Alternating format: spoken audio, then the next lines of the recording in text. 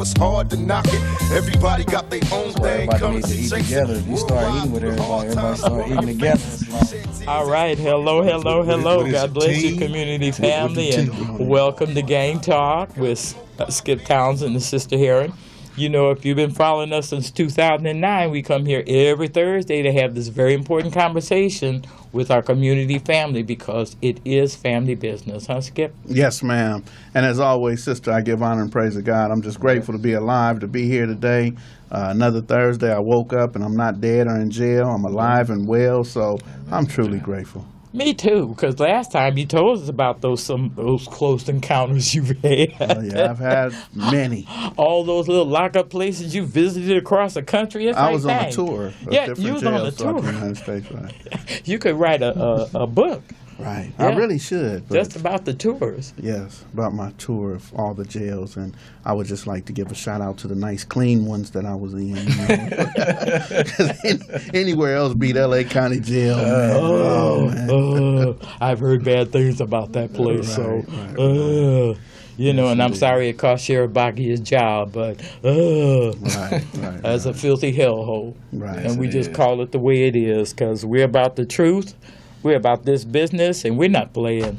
No, ain't no playing. We're no playing. So, right. And speaking about playing, sister, you know, you always ask me to give thanks for the guest from last week, right? Mm-hmm. There's no way I could forget this week. You know, normally I forget. I just want to say I forget who was the guest of last week, but I can't forget because when he left here and went out this alley, he couldn't even get far, and the police had about 4 or 5 youngsters hemmed up. Oh, he pulled out his cell phone. He pulled out his cell phone and started filming. And he said, "Look, I have a bar card. I would like to do an investigation at the same time you do." And they back up, stopped him, and all that. And he was trying to tell them, "Look, you don't have to get handcuffed if he is not being detained." And so he started being a lawyer, like he is. And the police told him get back, and they just violated the rights of these young people. Yeah. In the end, they end up letting him go, letting the young people go. However, that video went viral and had over a million hits. People that seen it too. Had over a million hits, and he's right in the alley. And people were calling me like, "Skipp, that's your lawyer friend who's going through that right now after y'all just left the set.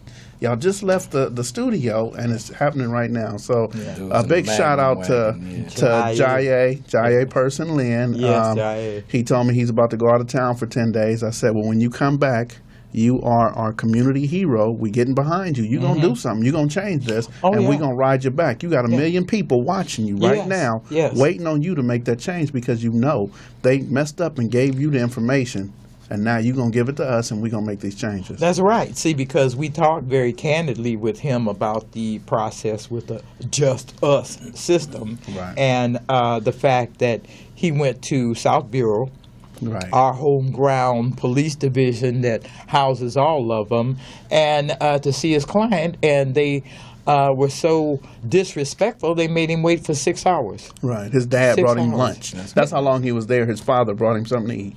And we really want to talk to the leadership of that division because 2 things.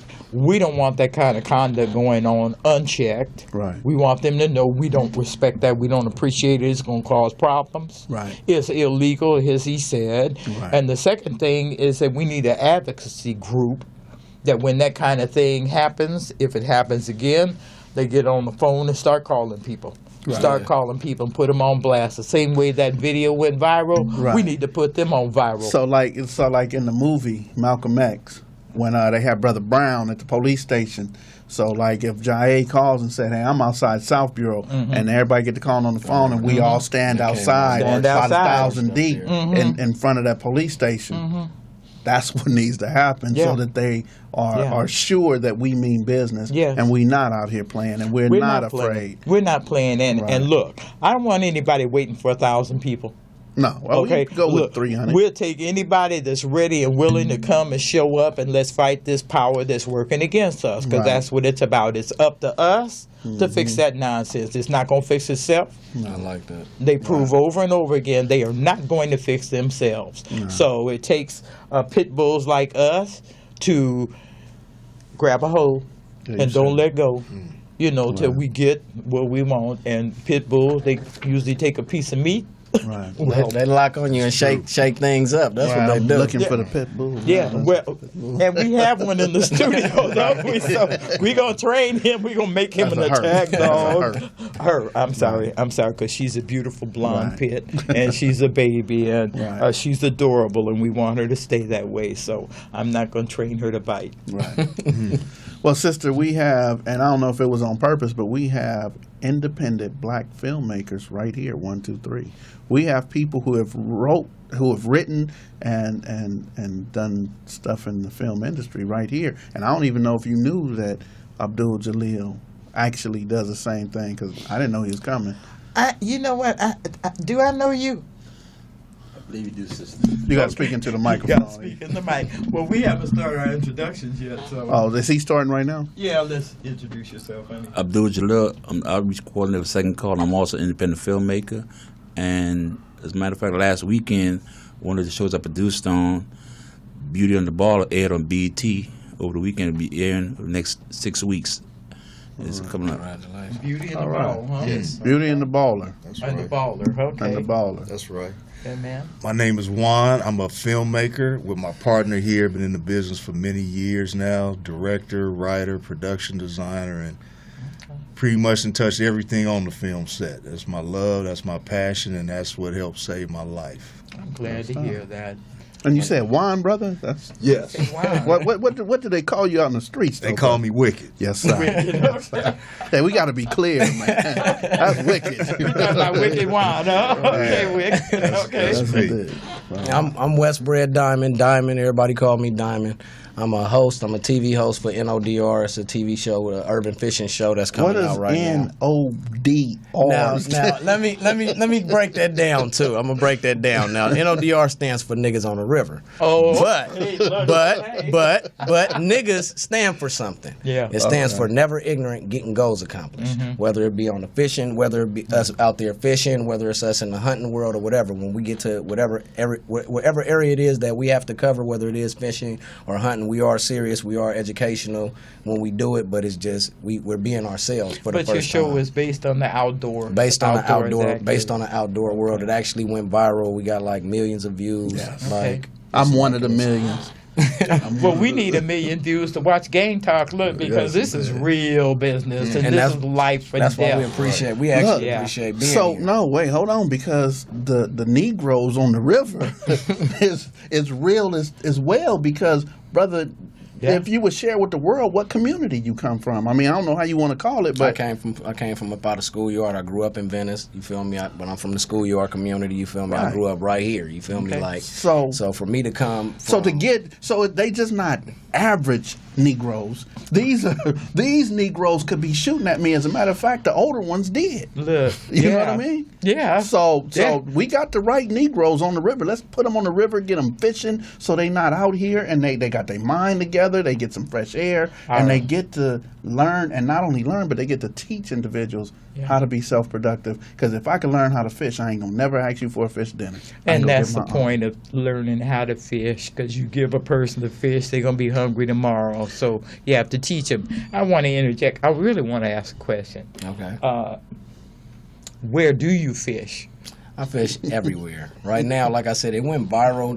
The show actually went viral. We recently just did a show with what we did. We went fishing with Roy Jones. We've been we've been a little bit of everywhere. Right. On Sunday, I fly out to Maine. You ever been fishing in Louisiana? Not yet. But we actually have invites. Because we actually have invites. I want to get to Louisiana. So now they want to get all the Negroes on the river, every river. Huh? Well, look, because Louisiana, they don't play around with the fish. I need to get some of them alligator gar they got down there. You can go down to the bayou on the side of the road, pull over, throw your line out, and come back with something. So now, they what say you California fishing people are faking. Oh no, you don't know what you're talking about. That's why I ask you where you fish. It's a difference. I done fished in Florida, Michigan, Oregon, Washington, California. I mean, Which Kansas? California lake got the fish that's not stocked? I learned you got to remember, I grew up in Venice, so I went out there right up in the rocks. We done been fishing right there in the rocks. The ocean. Right in the ocean. I mean, you got to think we pulling up some good fish right there also.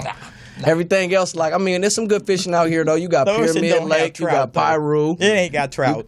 No, but they stock trout. They stock trout in some of these lakes. Yeah, but here. no, it not the ain't. same. No, it's not the same. See, It's until not you've the been same. fishing on the bayou. Now, Okay, see, my they don't husband have made me go- salmon. They Hey, don't got look. salmon and steelhead that come through there neither, though. But trout, come on, it's only two fish: trout and salmon. Okay. Only two fish: trout and salmon. Well, see, in Oregon, we able to get the salmon run and the steelhead run also, so that's a good salmon's thing. good. I'm just teasing you because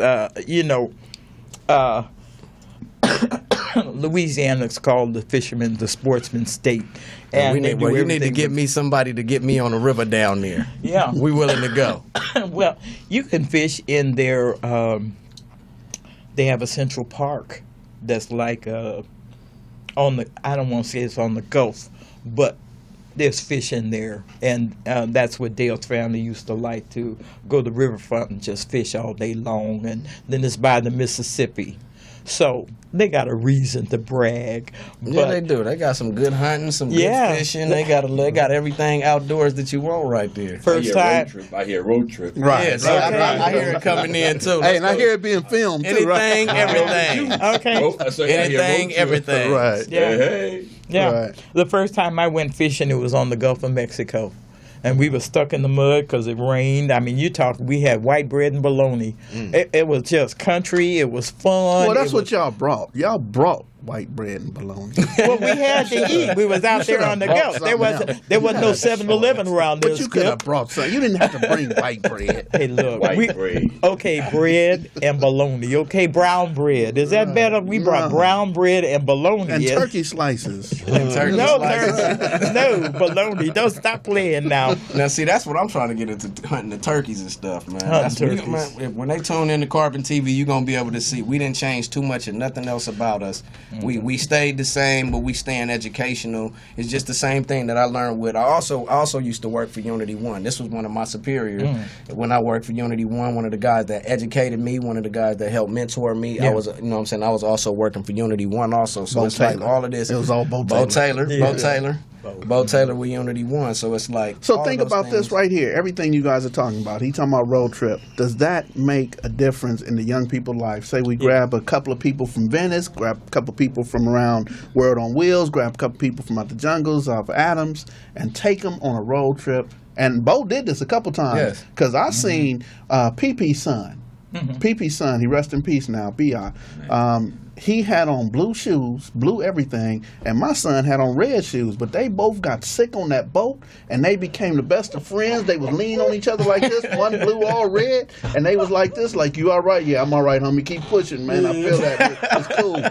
You know, and one thing I know for sure, they wasn't gonna fight. Yeah, they were. I don't know what they was gonna throw up together, but they wasn't gonna fight gonna together. fight. Yeah. Right. So does it make a difference, Diamond, bringing people in Yes. and showing them this? Yes, That's it's like, therapy. I mean, if you look on the page, we started a social media site that's on Facebook to where you can see 65-year-old, white men from Louisiana that's talking to little, 17-year-old dudes in Watts right now, because it's like, whoa, look at this big ass fish. Excuse my language, but that's how they talking. And it's like, and the older guy's like, yeah, I caught it on this river. And then they going back and forth to watch that and to see what's transpiring, in the comments. Like when we first came out on the river, it was a little separation. But now when we go out there, What, it's the blacks exciting. on this side and the whites on that side? I mean, it wasn't too many black people on the river on the boats. They was on the banks. Right. There was a lot of black people on the banks. There's something about that boat we're not fond Yeah, of. black people Okay. don't want to be on the boat. No, it's a lot. I'm gonna be honest with you. It was a lot of people that I know still right now that'll be like, I'm not getting on that boat. I Yeah. would sit my ass. I don't care how big your boat is, how many life vests you got, or whatever. I'm gonna sit my ass right here on this bank Yeah. and get this catfish right here and Yeah. these little crappie. You go on out there and get all that other stuff. I'm gonna sit right here, get these little bass by these rocks, and I'm good with this. They ain't getting on them boats. Yeah. Yeah. Well, it's a history thing, and I understand it, and I'm not mad about it, and we're not here to talk about our people in boats. But Skip invited you for a special purpose, and Well, everything they do, sister. So not only the Negroes on the river, but we were also watching the movie that they were producing, they're directing right now. Right. And one of the things that Diamond was sharing is that everybody involved in this movie, I would say 85% are still involved in that street life. They're still active right now, and they're in transition, or are they not in transition? Matter of fact, the one guy that you were talking about, remember I took a picture with Compton Menace, and I was saying, you know, in real life, he ain't listening, and in the movie, he ain't listening. And did you tell Menace? I said he looked like a menace too. Did you tell him sister sent that message? I didn't. Look, son, I haven't told him, but Mama's calling. But let me tell you, even though in real life he ain't listening, what they were able to do, what Wicced and Damond were able to do, is put him together with other people who are from different backgrounds, different cultures. Right.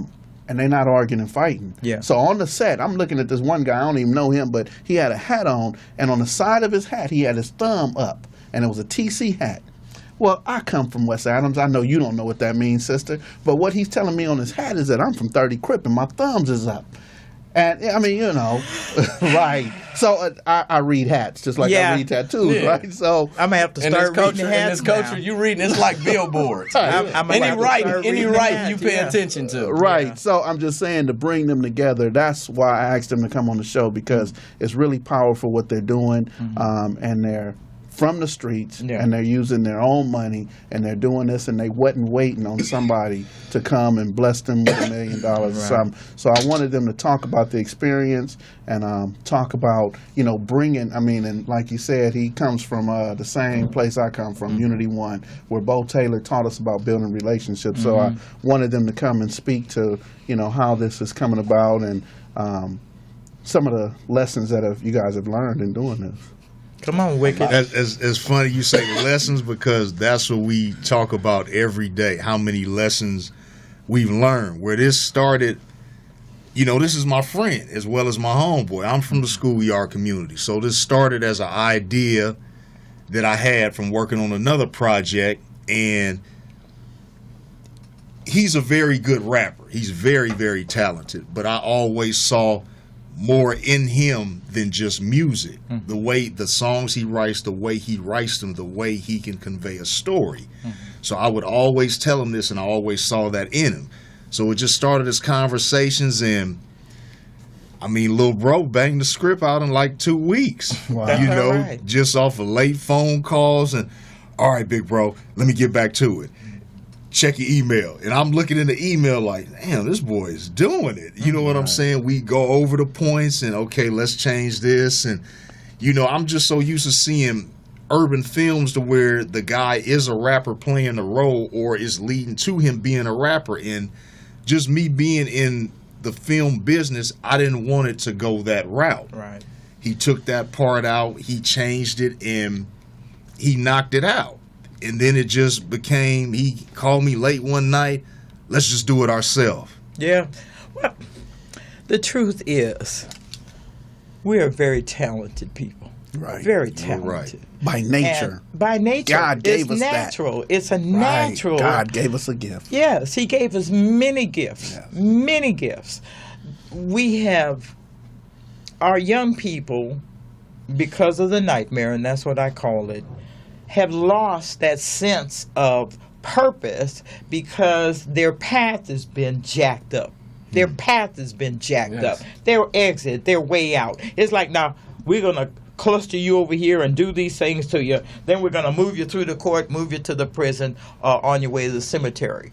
You see, so it's been very specific. So it hasn't been a lot of young people to see that there's an avenue, an exit, that they can have a real life. So what you're doing is telling our stories. Yeah. This is really up to us. You think somebody else going to tell our story for us? Do you think they're going to tell our story better than we can? And that's the whole thing. That's exactly the purpose of what it was. It was like, as it went on, it started to take legs. It's like he said, I was writing before, but it was the accumulation of of everything that I've been through leading up to this. I was a rapper before anything else, and then Bo came and snatched me. Bo Taylor, who was the founder of Unity One, and he started to bring me around people like Skipp and Lunatic, and these are people that was taught to be my enemies when I was a kid, you know, and I started to learn from them. Then I was able to get up under Pete Carroll. Pete Carroll was able to teach me, and he taught me that, together everyone achieves more, which is like an acronym for team. Right. And like, you know what I'm saying, I seen when it was like when Bo was by himself, if he was just using the homies, because I used to see a lot of the homies used to get mad at him, you know what I'm saying, may he rest in peace. He had a lot of the homies from our hood, because, you know, Bo was from Schoolyard, and he had a lot of the homies from our hood that was mad at him, that was very upset with him, because it's like, oh, Bo getting these $1 million contracts, and he not coming over here, he should have just gave it to the homies. But the people that was saying that, I was one of the people that was young and little kid, not knowing and just listening to this, excuse my language, but the BS that was getting put in my ear at the same time. And it was like, it made me develop a misunderstanding of him until he actually scooped me up. When he scooped me up and brought me around everybody, it was a different perspective. I was able to see it for myself. It wasn't somebody whispering in my ear, like in the Bible they call them the naysayers or whatever. Like, I didn't have this person whispering in my ear no more. I was able to see it. And then for me to go around these same people that I'm taught to hate, and they like welcoming me, like every time I'm meeting them, they like, hey brother, you hungry, you need something to eat, or they hear somebody, you know what I'm saying, like Bo, I remember one time somebody overheard me saying, telling Bo, like, I didn't have no work clothes. You know, I think it was Taco, I believe. I didn't have no work clothes. Taco buy your suit in a minute. You know what I'm saying? I didn't have no work clothes and nothing to go try to get a job interview, you know what I'm saying? And this is a dude that I don't know, never met a day in my life, to just walk up with a suit and just like, you know what I'm saying, the suit had to been like a $400-500 suit, you know what I'm saying? Yeah, they got him off like, the truck though. Not to shout out to Taco, man. He got them Stacey Adams, man, and we, you know, had him out for everybody. I appreciate Taco doing that. Go ahead. And we don't want folks thinking Taco goes around handing out $500. No, I'm just. It was the gesture. It was the gesture. It's more so like we come from communities where we're taught to always hoard things, to keep things to ourselves. You know what I'm saying, and not share. We wasn't taught to share. Well, you feel me? Whether it be your homeboy, your homegirl, or whatever, or vice versa, we were taught not to share things. You feel me? So for me to see this and it coming from another community, and then to seeing the power that was established, like, okay, if Bozo, you know, Bo Taylor stayed in my neighborhood, that's as big as it was gonna go. It wasn't gonna get no bigger than my neighborhood. But once he went out to the 20s, and he went out and it got as far as to Watts, to all the way to East LA, and he got all of these politicians and all of this other stuff involved. Not only was my homies able to get jobs, but it was 30 other people was able to get jobs. 30 other organizations were able to spring up from what he was doing. And you can see that not being able to go over there has been the biggest fluke. Exactly. The biggest fluke to happen to our people since the civil rights struggle and the Black Panthers. Exactly. You know, the division, the lack of sharing, the concern about, well, I can't go over in that neighborhood because my life is at threat. Exactly. I can't be on the boat with my homie in red because if we ain't seasick together, we going to be fighting. And that's funny because me and Mitchie, that's how me and Mitchie met on doing the same thing. Mitchie is a well-known blood. You know what I'm saying? That's a rapper. We were out just like how you said. I wouldn't have been able to do the things just like what you said. I'm a perfect example. I'm a testimony of exactly what you were talking about. I came through these programs with Unity One, right up under Brother Skipp, and you know what I'm saying, up under Bo Taylor and all of the other brothers that was involved, and I was able to see those things, and that's just like what he said. Even NODR. NODR is the coming together of a lot of different people and a lot of different organizations that helped to influence what was going on right there.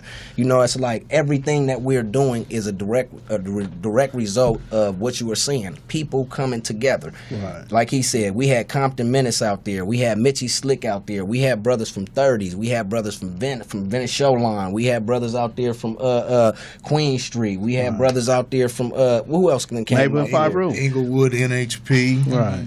We had, where else? I mean, it was just so many different. Compton. So many different neighborhoods from, you know what I'm saying, we had people fly down from Oregon, you know what I'm saying, that came out to be in the movie, you know what I'm saying, that was from gangs in Oregon, and it's just like, to see this. Oregon's got gangs. Yes, they do. Everywhere. Yes, they do. I'm joking, Yes, but that's a big disappointment to know that Oregon has. I mean, but we have influenced so much. We have Oregon, influenced so much of this gang. It's just like what you said.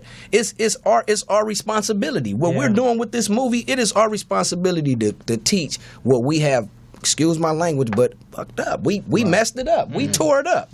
You're right. It was a poison that was set. I'm probably the youngest person that's sitting right here. You know what I'm saying, at this table. But but at the same time, it's like with my generation, we were taught to go shoot. Yeah. You know what I'm saying? Yeah. Shoot first. You know what I'm saying? Yeah. You don't ask nothing. Don't think about it. It's just we ain't got nothing. We was the first generation to really like just take it on, and it's just like past the point of fighting. It's just Don't like even know why they fight. Don't know why. Don't know But that. it was- Don't know that Jay Stone and Tick used to ride dirt bikes together before they realized one was a Blood, one was a Crip, and then they tried to kill each other. That's so Every day crazy. trying to kill each other. That's But so you And not don't having know the that they used to knowledge. ride dirt bikes You know together what? though back in the day. The truth is, and I have always maintained this, if you don't have a personal relationship, how the hell do you know who your enemy is? Right. If he ain't in a red shirt, a blue shirt, how do you know who he is? It's about acceptance. Everything is about not only just acceptance, it's a camaraderie. So if it's just like what we doing with this film with Baby Gangsta, it's like what we're trying to do is create a camaraderie. If I'm making money over here with him, which is something that I learned with Bo, you know, with Unity One and all of these other nonprofit organizations like Second Call and all of these other nonprofits that are coming together that are doing things, it's like if I'm working with this man or I'm working with this man or that man, I'm not gonna go out in the streets and see Compton Menace or the 30s that was there or any other Crips that was involved later on and see Compton Menace with his homeboys and be like, hey, that's the Bloods. They're gonna be like, oh, that's the homie that we just did the movie with. Right. Right. It You makes get a what I'm difference. saying? Right. It Yeah, makes we were a talking huge about that in the difference. parking lot. You know, if we dehumanize somebody, if I call them a name, if I'm able to Right. call them a name, then it's easy to go and do something to them. But if I say, remember that dude that was in the movie? Remember we worked? Well, that's him, or that's his sister, or that's his brother. And now there's an acceptance there. And let me ask this: you're filming in Compton? We filmed a little bit of everywhere. Everywhere. We filmed in Compton at After Hours in Compton. We filmed on the west side. Most of it was really over on the west side of LA.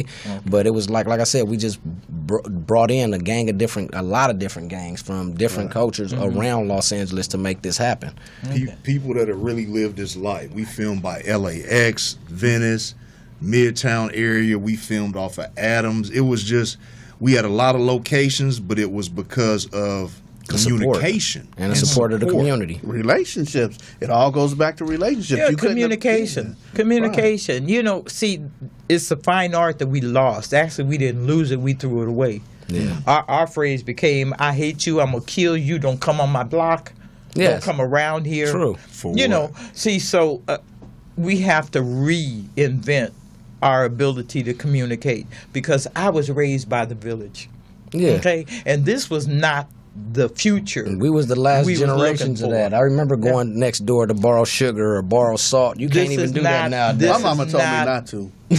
I told my mom, we ain't got no sugar. I called her at work, we ain't got no sugar. I'm going to go next door. She said, boy, you better not. Don't embarrass me. I'll bring some sugar when I get out. I'll whoop your ass. You go acting people for something. Your mama had 3 of you hard heads, so Yeah, whatever 3 of she us. told you, you didn't listen. Nah, I went and So- stole some sugar. There it Mama- is. See, so you know, I'm gonna our get my good, sugar, though. our hardworking mothers got sons that wouldn't listen to us. Yes. So you know, bless her heart and bless your mother's hearts because there was a point that maybe you wasn't listening to her either.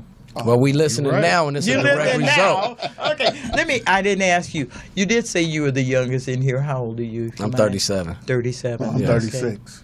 I just turned 21. I'm 42. Okay, if we gonna lie, let's make it a good. Can I do something real quick? I know we on this path right here, but there was something he said about Bo Taylor, and there was some people who, you know, didn't care for Bo, and you know, I've learned from Biggie Smalls, it's the ones that smoke blunts with you. They see your picture, now they want to grab their guns and come and get you. So in other words, like Tupac said, keep your enemies close. Watch your homies, right?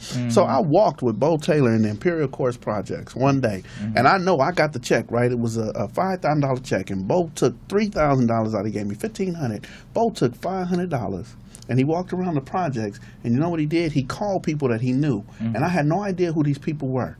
And he was giving them $100. He said, Skip, she was in one of our classes. They were trying to deport her mother. She married this guy right here. She went to school. She was a part of Unity One, and he gave him $100. He called another dude. That's when they had to chirp. And he chirped him, and he said, what you doing? He said, I'm eating. He said, man, come outside. The dude came outside. He's about 6'4". Bo gave him $100. He said, oh, what's going on, Bo? Bo said, Skip, he was in our class. He had got shot, but he's a basketball player. He's been healing. And Bo walked That was Bo. around and gave out. I That said, was Bo, let's go, man. Let's go. Let's get out of here. You giving away all your money. You gonna try to take mine back? And Bo said, Skipp, this is not your money.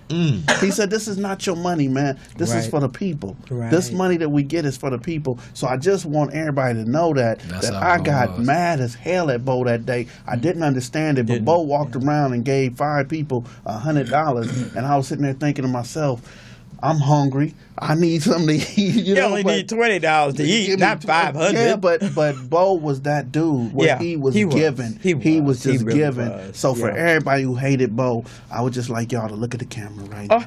You know, for everybody who hated, okay, my and bad. Know that no, they do need to look at the camera because what's going on right now is a direct result. That man been dead. That man been dead for almost 10 years. It's been 2008, August 11th. So it's almost 10 years since he's been dead. But look at the direct reflection of what he has done. That is the impact of what he has done. This is the impact of the Carol minds. out to Watts and started the football program and gave the kids, the young men out there, an outlet that they didn't have. Bo was my mentor. Everything Bo did in Jordan Downs, he would do in Nickerson Gardens and Imperial Courts at the same time. So it's never like, and he would say, I can't do it in one. But not just there. If he did something there, he made sure all the communities was touched.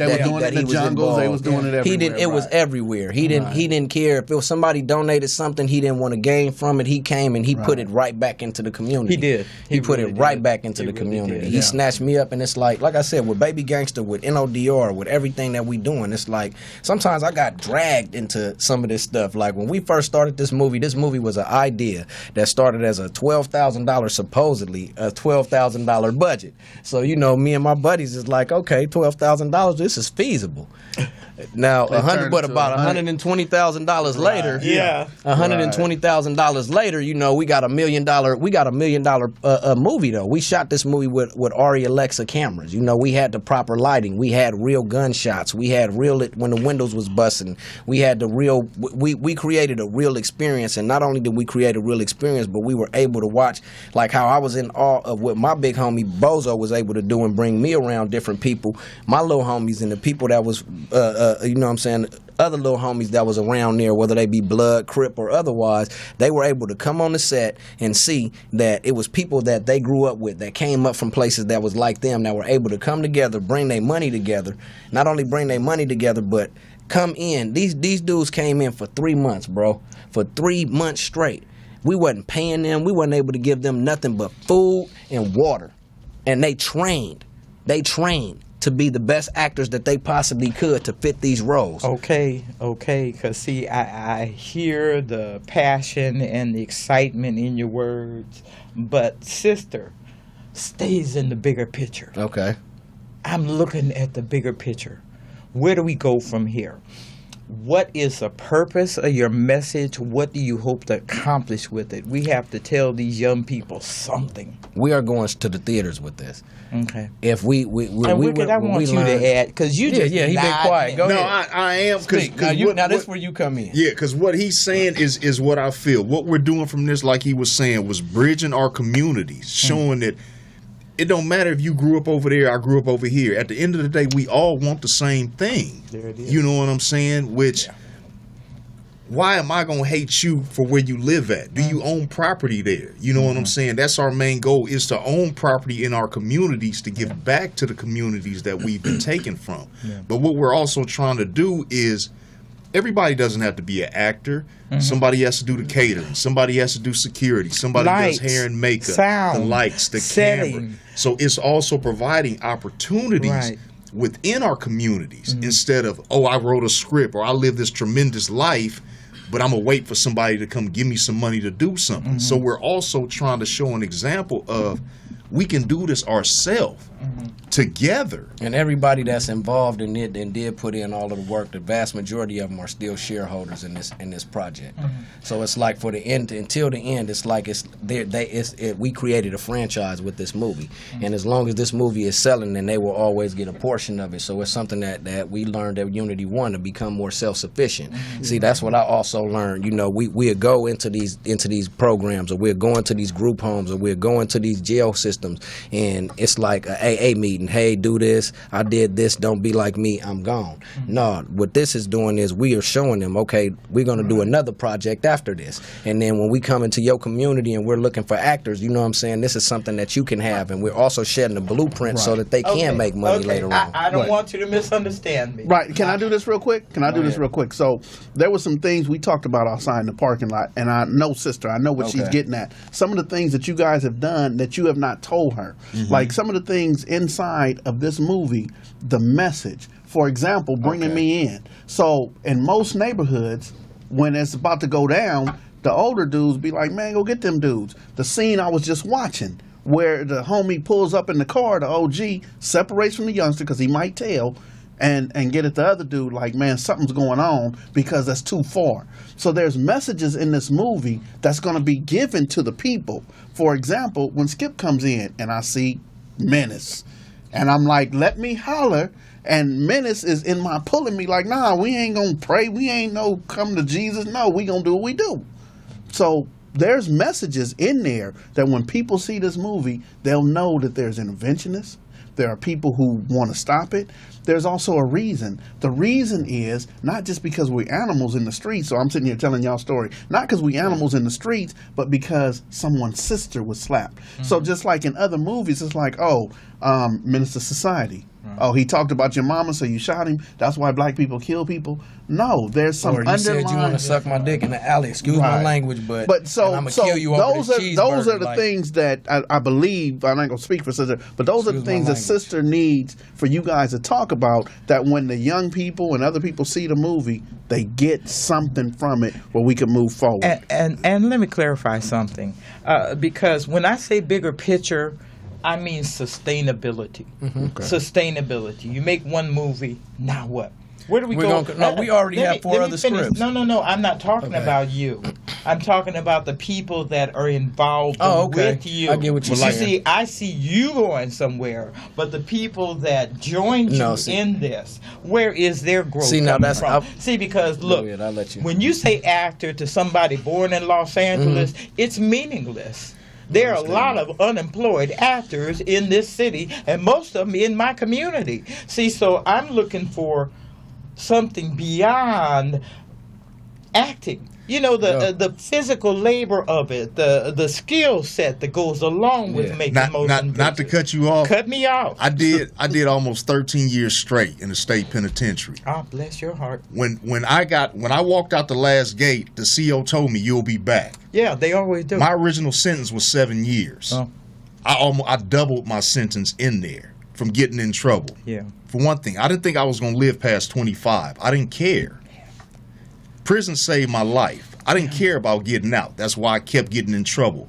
My father wouldn't come to see me. My father said I would never get out. People that knew me in there were surprised that I did get parole. I didn't care. When I got out, I didn't have a plan. I was looking for a job because I knew I was going back if I didn't find one. Right. I saw an ad, person covered with tattoos, for an acting job. I went. They booked me for the job.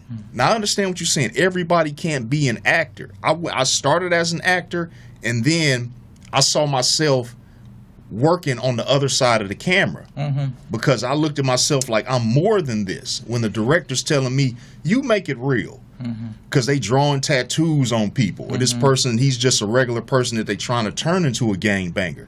Where I would tell my homies about the role and, oh, I'm real. I'm not no actor. And it's like, you missing the point. They looking for somebody to play the gangbanger that they paying $500 for the day to stand over here and shoot dice, act like you selling dope. And this is what you're really doing, and you ain't making this money out the whole day. So I'm still the same person. It's just my hustle is different. So when they started telling me, you make it real, you tell them how to talk, you tell them how to walk, I start thinking to myself, I can write my own stuff and make this. There it is. So I started working. I worked every department on real sets. He came and worked with me. So I could learn it. Exactly. And he was like, man, that's sustainability. You work hard. Yeah, see, this is what I'm looking now, for. Now, see, okay, we didn't get into that. Go ahead. You want to say something? Yeah. What I like to say is, as an independent filmmaker in Hollywood, there's old saying, the lying story will never get told if the hunter is telling it. That's why we have to tell our own stories. Because we're more than gangbangers, hookers, and prostitutes on the set. We have to understand. We have our own story. We cry. We love. We got our own stories to tell. And myself personally, what I write with a teaching theme. Somebody learn something from it. Somebody get to learn something when I write. And we have to tell our own stories. Yeah. And there's no reason why with the technology we have today at our disposal, we can't get our projects done. Mm-hmm. I mean, I've worked on projects for under 10,000. And that's why when I go to film festivals, I always try to find out what the budget is, because I see some good quality films at film festivals for under $10,000 because they could be done. It's about cutting corners and knowing where to shoot. You know what I'm saying? In certain places you don't go, like Santa Monica, they want their money. Certain place downtown, the airport, I got away with shooting all over Los Angeles without permits. You got to know how to shoot, because the thing is, you got to be able to cut them corners. And cheat the scenes and calling favors and bring people together, because a lot of times you call favors in, like brother was saying, you know, somebody mama want to do catering. You know what I'm saying? Yes. Somebody got a beauty shop, barber shop, they do the hair and makeup. Call in your favors and give them the recognition. And when projects get done, we all could eat. You know what I'm saying? And the thing is, we don't need no theatrical release right away. The brother saying the film festival circuit, because a lot of films go to the circuit and you get picked up by distributors. And don't let the people tell you we don't have a film overseas market. They love our films overseas. Yes. They love the people that put that out there for us to believe we can't get our films overseas. They love our projects overseas. Yes, they love our look. They love it. Because right now, the people is coming from Australia, China, buying our lowriders, cash on the cash, and taking it back. They rolling in China, love our Australia. They love our look. They love our look. They love us. The problem is we don't love ourselves. That's why we got to get this out there. We got to start back loving ourselves. And Baby Gangsta will be it. Baby Gangsta. That's the whole thing. You see, we were able in and do get exactly it done. What he said. Period. And really, too, because we are in Los Angeles, and it is a film capital, and a lot of people come to LA thinking, "Oh, I'm gonna be in movies." No, you ain't. No, you ain't. However, so my thing is, if you're going to come out, you have to have some kind of trade to back it up. If you want to be an actor, and most of the ones that are wait staff, they become waiters and waitresses until their big break comes. There are even extra roles that you could get on, and you could get $100 a day to just go sit down, eat somebody's food, and sit in the back. I was just about to say that. Now, I know that everybody is not going to be able. Now, I handpicked it. I handpicked everybody for this cast. Specifically, no, but I mean, but usually they have in Hollywood. There's a person that's called a casting director that handles that job. But look, and that's the whole point of what I'm trying to get to. Just like what he said, with all of these different things, with social media, with cameras at our disposal, with us being able to get the lighting, to get the grips, to get these different people. Yes, you will not get another acting job if you don't go out and pursue it. But going out and pursuing it is not you going out and asking somebody like we normally do for a job. It's about you creating it. Just like what we just did right here. We created this all together. Me, him, and a couple of people that put the money together. Like you said in the beginning, you said, oh yeah, y'all gonna benefit from it. No, if this film is successful, everybody involved in this project has a share in this. From the actors, every actor, every person that's up in it. But hold on, they have B-reels. You're misunderstanding what I was really trying to say. Take the microphone, go sister. ahead. Go. ahead. What I'm saying is, what the brother was saying, we have a lot of actors, familiar faces, that's sitting around doing nothing. You call them, and they'll come on board for $100 a day. Okay, people, they already got their own following already. If you look at Beauty and the Baller, you see a little bit of everybody on the sitcom, a little bit of everybody with familiar faces. And these people they're following with them. You see what I'm saying? And they'll come because look at what Tyler Perry did. Tyler Perry resurrected all these people's careers. Yes. He resurrected these people's careers. They were home doing nothing. A lot of times. You see what I'm saying? So we have potential to do great things. Great things. My intent was somebody has to do the lighting. Yeah. Somebody has to do the setup. Somebody has to have the skill beyond just performance. These were things. That's the big picture I'm looking at. Trade, learn how to work the lights, learn how to work the mics, learn how to do that. You see, you're an avenue into that.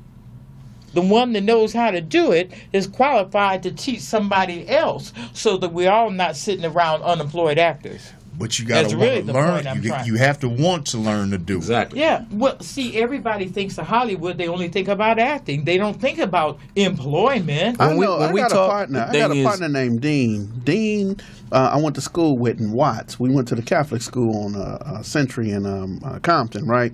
And we got older, and I seen him again at training day. Dean was a cameraman. He was working for Anton Fuqua. Yeah. So then I seen him again in the wash. And then so we Facebook friends, and Dean is constantly working. Constantly working. And some of the things I learned when they didn't have I don't know what that thing is called, like a track, like a railroad track to bring the cameras like this. The dolly track. So Dean said they actually got into a shopping cart. He had the shopping cart, they had a rope, and they pulled him. Or a wheelchair. Or a wheelchair. So we are creative as a people. Yes. We are creative, and we can do these things that you're talking about. The people she's gotta right. be willing. People got to be willing to learn. And she was right with what you were right with what you said, and I apologize that we didn't touch on that.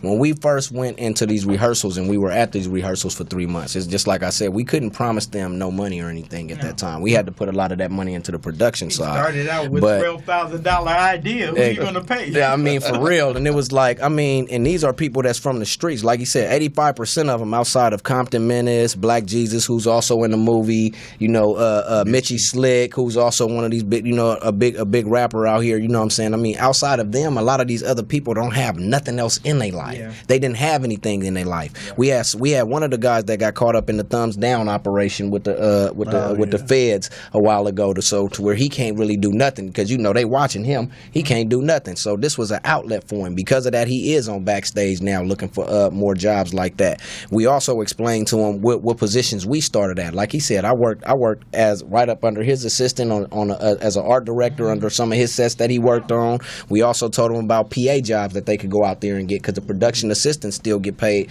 good money, $200, $100 a day. See, this is exactly the kind of information I really want you to disseminate with our listeners, because we think Hollywood, we only think camera, action, act.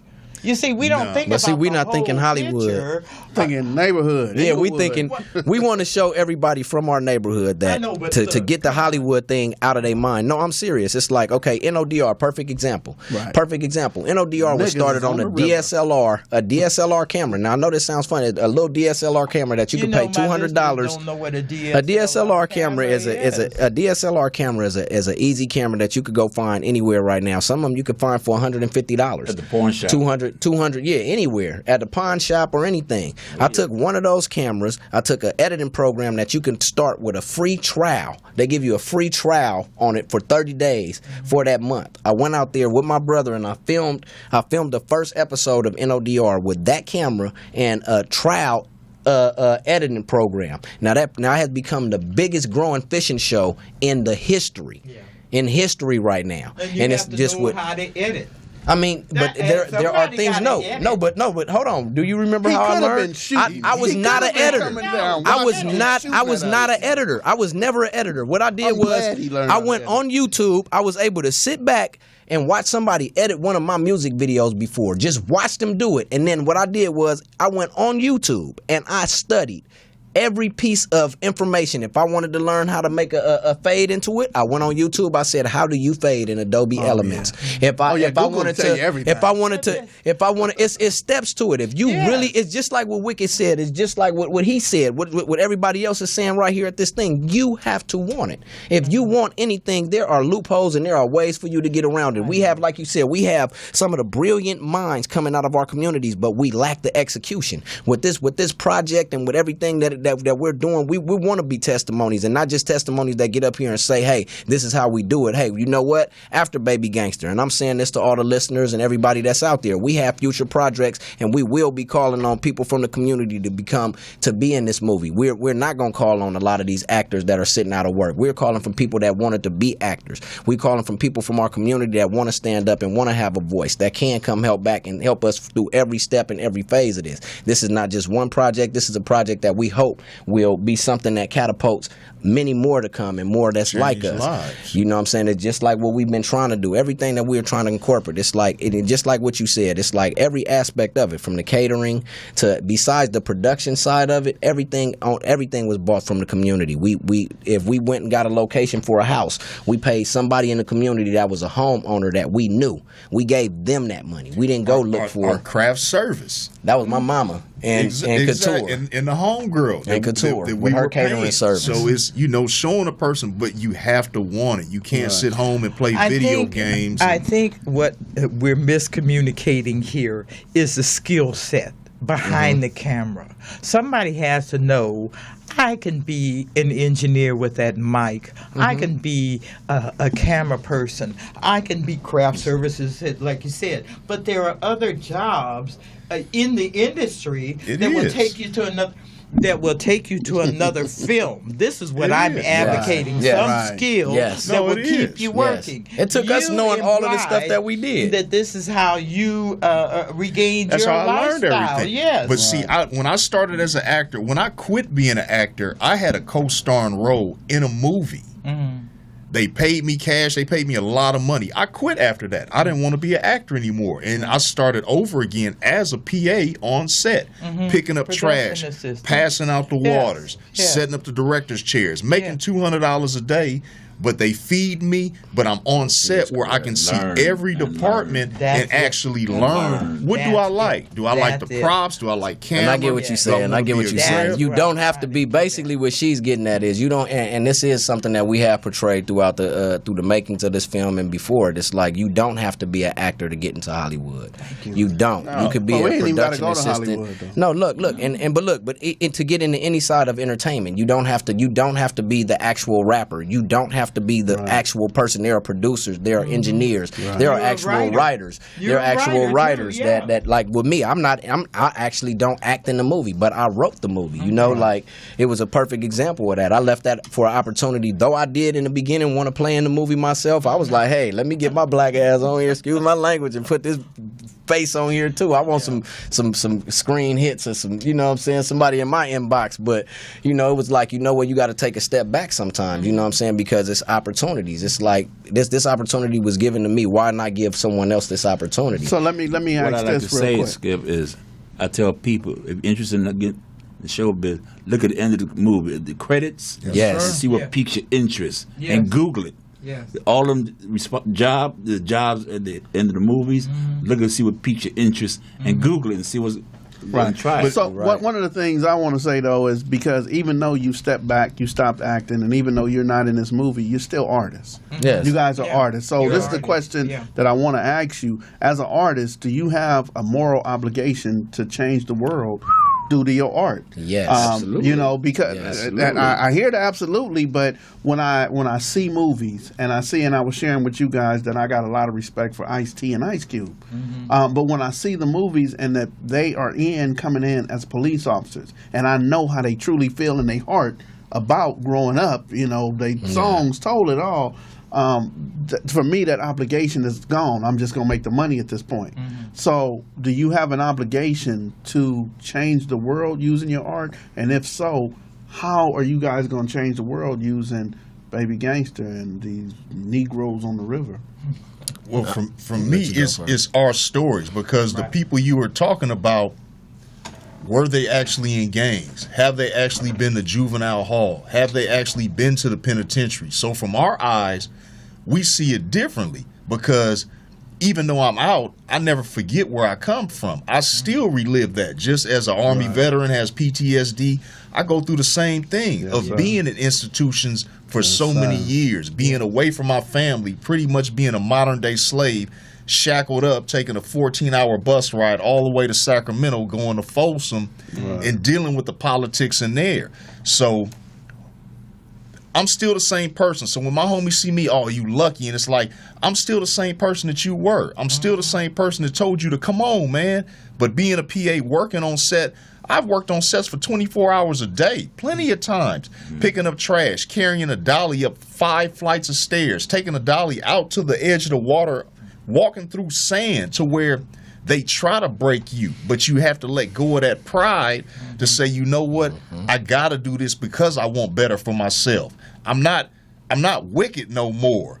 The dude in the hood doing this or that. Now. I'm Juan. Yes, so yeah, just because this dude walked in front of me and dropped some trash in front of me, and can you pick that up?